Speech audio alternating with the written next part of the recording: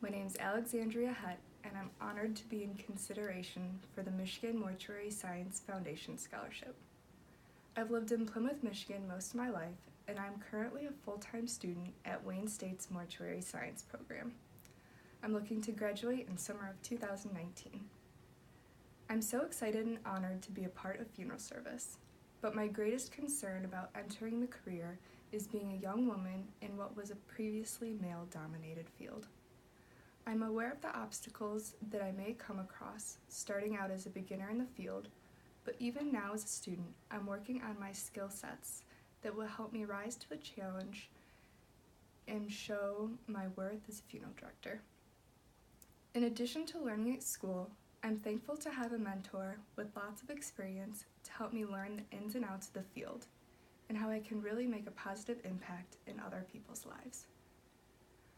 By creating positive relationships with families, staying organized and informed, I hope to be an asset to this service and to my community.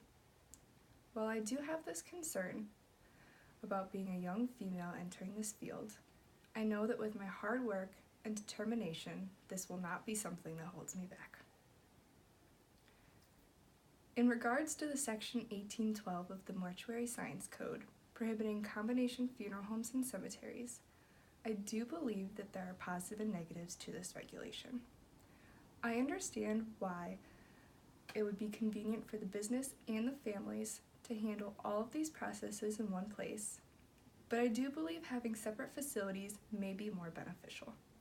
This is because they are not able to hold a monopoly on the death industry, but also that each business can focus on their task at hand in this process and ensure that they get exactly what the family needs done.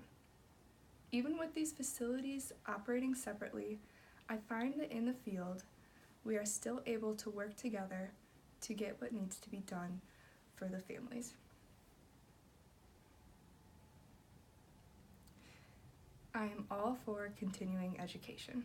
My mother's been a school teacher for almost 30 years, and growing up, I've seen her go back and take the mandatory continuing education classes.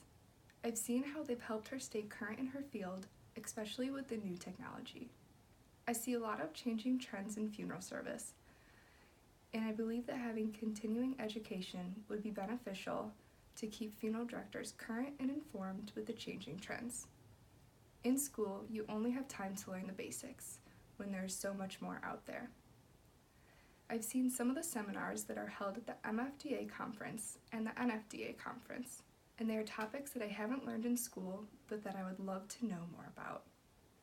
The only negative continuing education part would be the time and the money involved, but I do believe that the information learned makes the continuing education worth it to the funeral director and what we can offer to the field. Thank you for considering me for this scholarship. I hope you can see my passion and excitement going forward with this field.